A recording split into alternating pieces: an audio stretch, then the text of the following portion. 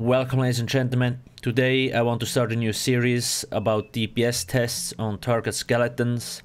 I will have 3 sections in the video. So the first one, I just briefly explain the setup and why you use certain skills. Most setups are very similar to my builds with some modifications. The second part will be the DPS test itself, so you actually can see what rotation I have. And then the last part, we will analyze the combat metrics parse together, so you understand why we reach a certain amount of DPS and where our damage comes from and all that kind of stuff. Also, I want you to understand with the combat metrics parse why sometimes you get 37k DPS and why sometimes you get 40k DPS. Although, like, your rotation is the same. So those are the goals of this series, and I really hope it helps you progress. I will have a special section on my website for this kind of topic. I will put a link into the description, and I will also have a YouTube playlist, which I will also put the link in the description, so you can easily find this. So this is basically my summoner build here, and now I will explain why I swap out certain skills. So first off, we are going to use a bound Aegis instead of inner light, and we will drop off the execute. Because the execute phase here is so short, and then we can double slot bound Aegis, which gives us 8% max Magicka. Inner light only gives 7%. So we already benefit from this. On top of that, in a raid situation, obviously you want Hardened Ward to protect yourself.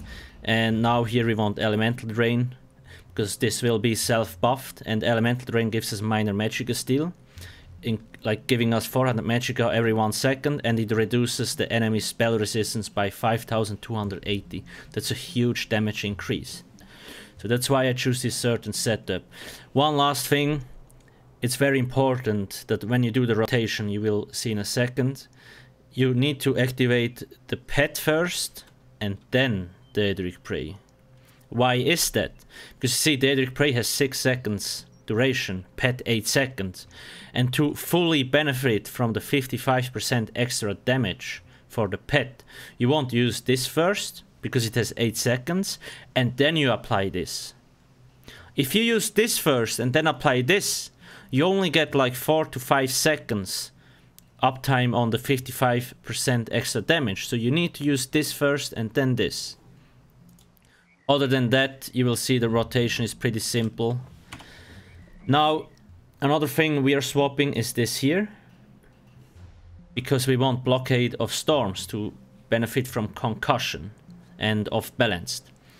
What's Concussion? Concussion gives you 8% more damage. It procs from all lightning abilities. Once Concussion is activated, Off Balanced will proc from Blockade of Storms. What's that? It's here from the CP perk. When you put 75 into Thaumaturge, because I have a lot of dot damage anyway, you gain 10% more damage, because the enemy is set off balanced. That's why Sorcs have so much more damage compared to other classes on those kind of parses. Gear, 5 Necro, 2 Grofdar, 3 Moondancer. I have a Moondancer Fire Staff with a weapon damage enchant on the front bar, and a random sharpened with a crush enchant on the back bar. In a raid situation, a tank has crush enchant, but here we just benefit more from this than with any other enchant. Now, if you have a Maelstrom lightning staff sharpened, you obviously will benefit more from it. You will gain like 1 to 2k more DPS, because you have a Maelstrom staff. But I don't have one, so I just use a random sharpened. It's better to use a random sharpened rather than use a infused or a precise one. At least that's my opinion. Infused versus divine on big pieces, the difference is basically 0, so use whatever you want.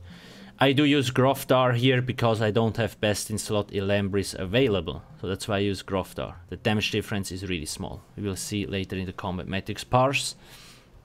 That's basically the setup. In terms of champion points, it's very similar to the summoner build, like 95 here, 30 Elfborn, then 75 here. Now let's get started.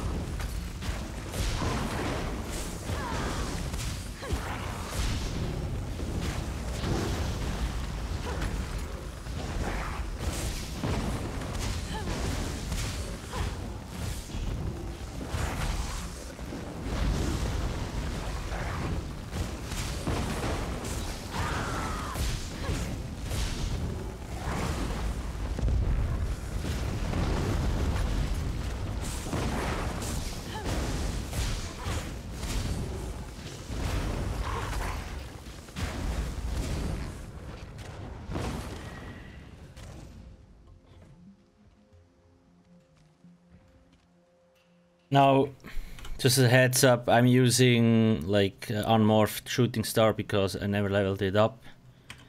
So I lose some damage there. Now let's analyze this parse. So I base almost like 41.9k. Now how did we get to this? First off, I want you to know that Sorks have a huge advantage on those target skeletons because of concussion off balance, like I said previously. You see, minor vulnerability, that's concussion. So 8% more damage over 40% of the fight, 40% uptime. Blockade of Storms, 46.6%, that's off balance, so that's another 10%. That's why Sorks have so much more damage. Another thing, obviously, also the pet is just ridiculous OP. That's another thing, but yeah.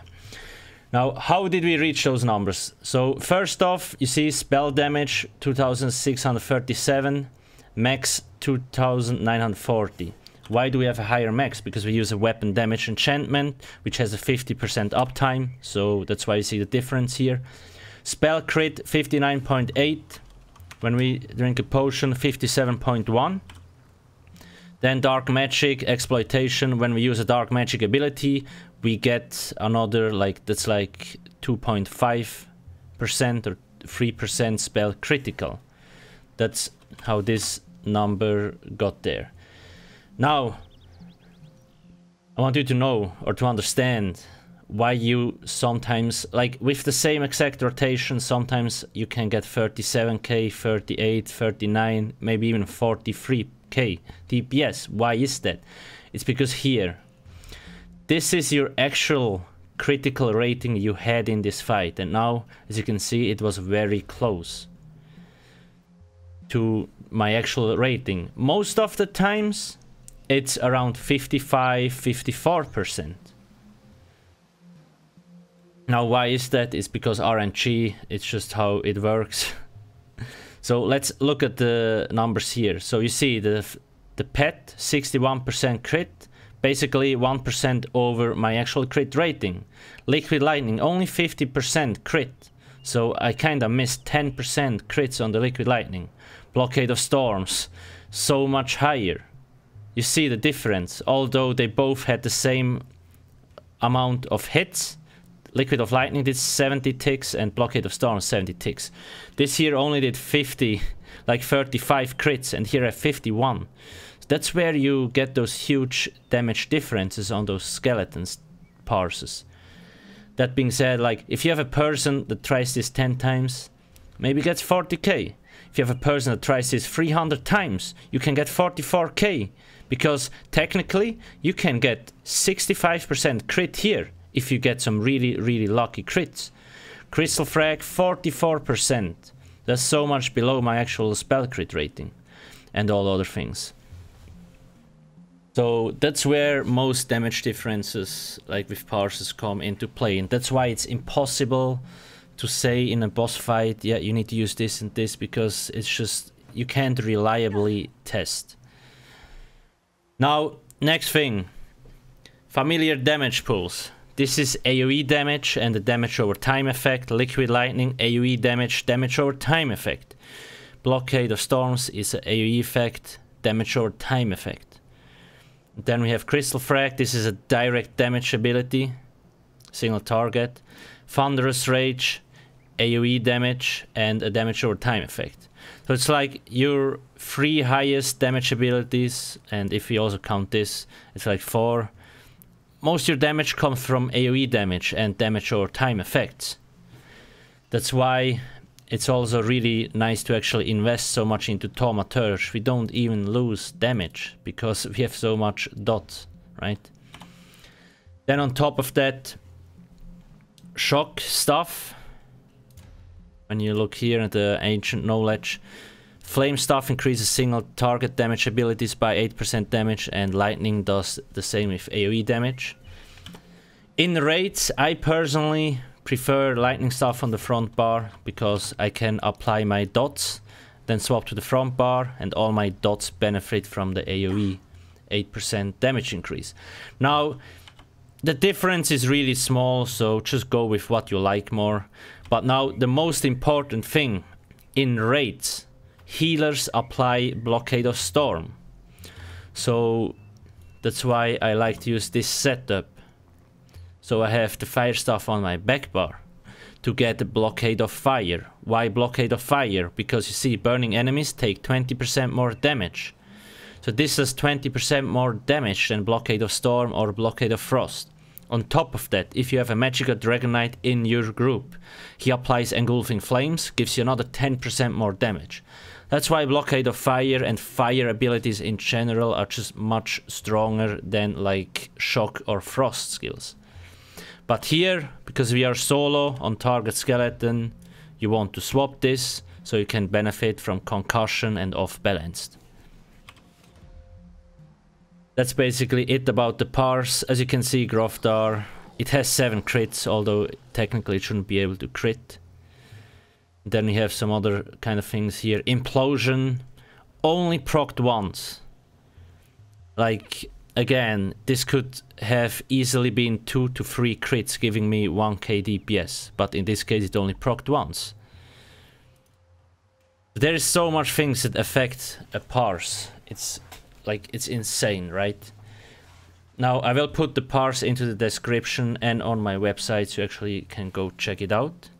Now, if you have any questions or suggestions, just leave a comment in the comment section below. I will do the next episode with another setup as soon as possible. Thank you for watching and have a nice day. Cheers.